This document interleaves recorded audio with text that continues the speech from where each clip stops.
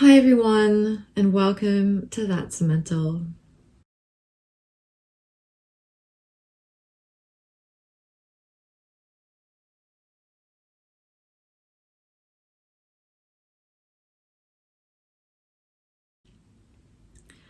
So today I want to talk about suicide. This is a really difficult topic to talk about. It's a difficult video to make, and it's probably going to be a really difficult one to post as well. But the reason I'm doing this is because we need to talk about suicide a lot more, much like we do with other mental health issues. But obviously, some still carry more stigma than others, and suicide happens to be one of those. And unfortunately, it means that we find it very difficult to talk about, let alone with each other, let alone in public. And therefore, it means that, there's less awareness of it. And it means that for those who experience it, whether they lose someone that they know or whether they're feeling suicidal themselves, it makes it much harder for them to talk about. And that's why I'm making this video today, because I just think that it's really important for us to learn how to do it. And I'm putting myself out of my comfort zone because I really want to help make a difference and raise awareness. I decided to make this video because someone that I knew decided to take their own life. It's not the first time actually that I've heard this, but it's the first time in my adult life that I've experienced this. And I have to say that I was very, very sad, although I wasn't close to that person particularly. But it really got me thinking and reading and researching as I was trying to process what happened. And that's why I decided to talk about it. So I'd like to share a few stats on suicide. According to the World Health Organization, of every suicide that actually goes through, there are far, far more suicide attempts that happen every year. So it's, let's say, way more common than you might think. And a prior suicide attempt is the single highest risk factor for suicide in the general population. According to the World Health Organization, suicide is the third leading cause of death in 15 to 19-year-olds. According to the Center for Disease Control in the United States, suicide was the 10th leading cause of death overall in the United States, claiming the lives of over 48,000 people. Worldwide, every year, 800,000 to 1.2 million people die of suicide. Although women tend to experience far more suicidal thinking, men are far more likely to die by suicide. According to The Guardian, in September 2020, male suicide rates hit a 2-decade high in England and Wales. Men accounted for about 3/4 of suicide deaths registered in 2019. The Samaritans in the UK, pointed to worrying trends, including men aged 45 to 59 remaining at the highest risk of suicide. So I wanted to share these stats just to, not to shock or scare anyone, but really just to educate, to share. I think it's very important to have the awareness, like I said, that it's more common than we think it is. I think my main message for this video is just to learn to talk about it. And this can take many different forms.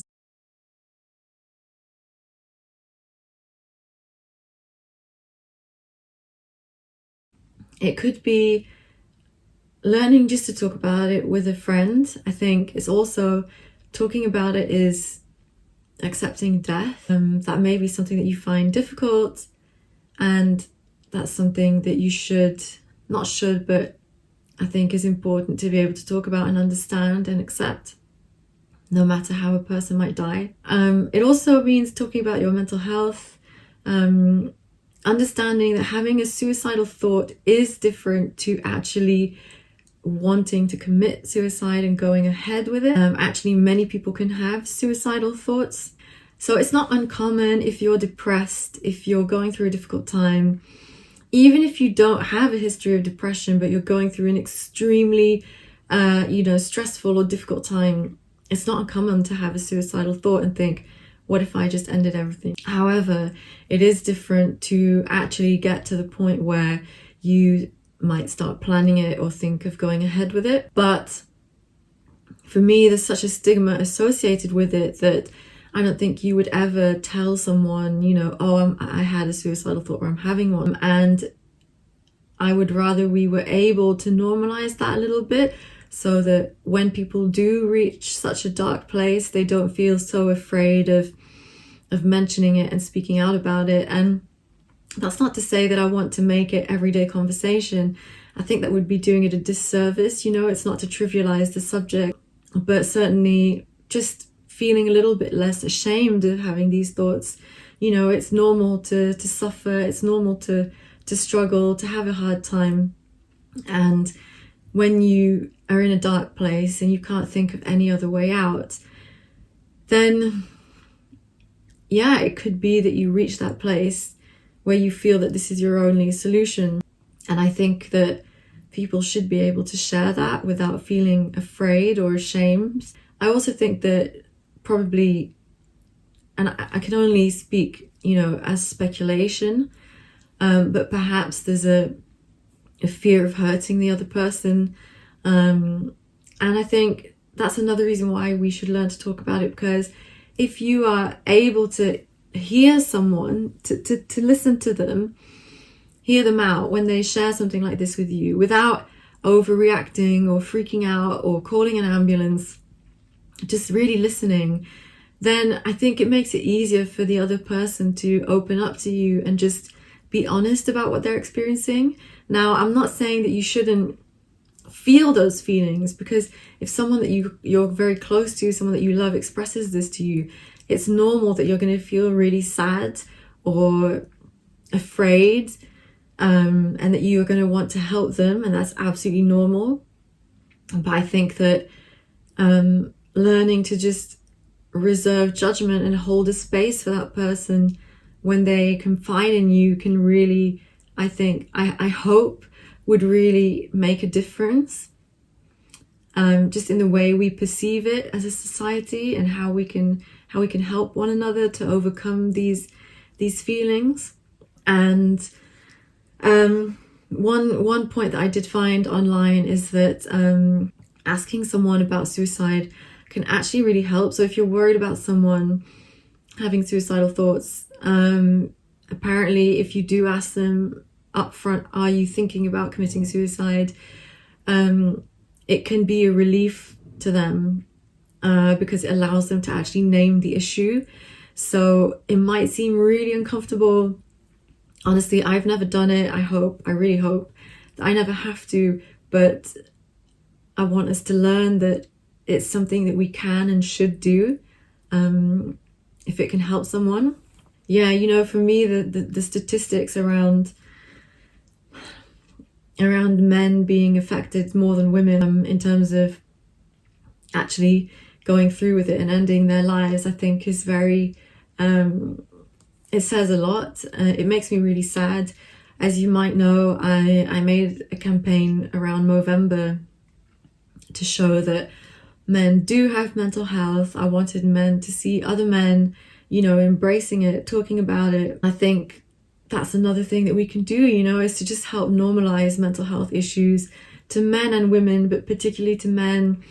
If they feel that it's not normal, it's not manly, they should be tough, they shouldn't, you know, have to suffer in silence, not share, not burden. You know, I think what we can do is just help show that that's not the case, that everybody's human, you know, really help them feel that there is a safe space, there is room to do that. It doesn't make you less of a man, you know, and just open up about it. Obviously, when someone does that, they decide to end their life, I don't think necessarily that one conversation would make a difference, but I really do hope that checking in regularly with someone, regularly being there for them, even if it's just sitting with them, hanging out, going over, I would like to think and hope that it can really make a difference, that someone would have regular companionship. I don't know if we need to get deep and meaningful in every conversation that we have, but just showing that vulnerability yourself and allowing another person to open up to you so that perhaps one day you can surface this type of thing. So this is what I'd like to say about prevention and about doing whatever we can to try and make this less taboo, so that hopefully we can help other people, so that we can prevent it from happening, so that nobody has to feel that bad that they end up making that decision. And I'd also like to talk just a little about why someone might do that, because I think that when you know someone who's made that choice for themselves, it might be really difficult to understand, and you might be really upset, which is normal because you just lost somebody that you loved and you didn't want them to go this way. And for me, the biggest learning is just to be compassionate as you can with that person. I mean, you know, I don't know if you've ever experienced a mental health issue yourself, if you've ever been depressed, if you ever experienced despair, a level of despair so great, but just try to imagine that you felt that you'd reached a point of no return, that you just can't keep going, that everything feels so bad and awful, that life just seems so awful to you that you can't go on, that you feel, you know, maybe you feel that you feel that nobody loves you anymore. Maybe you don't feel worthy. You know, maybe your life just feels so awful. And imagine feeling like that every single day. Imagine living with such great despair, with such great sadness, or feeling so detached from yourself, from your life, that you don't even recognize it anymore, that you're not even really yourself, but you're just experiencing something so awful. And being compassionate towards someone who would feel that terrible, that they thought that was the only way to make it better, was to end their life. I mean, it's a really, really terrible thing, but if that in their mind was the only way that they could overcome the difficulties they were facing, then I think we just have to show them a lot of empathy and a lot of compassion and a lot of love, basically, for someone who feels like that. And although it's really devastating, just really, really wishing that person has finally found peace in this act, and that they feel calm, and that they're no longer experiencing that suffering. You know, it's not easy. There's no right answer. Everyone is going to experience this differently. Everybody grieves differently. Obviously, I don't wish this upon anyone to have to experience this, but I really want us to be able to talk about it and help each other out. And that's why I wanted to make this video.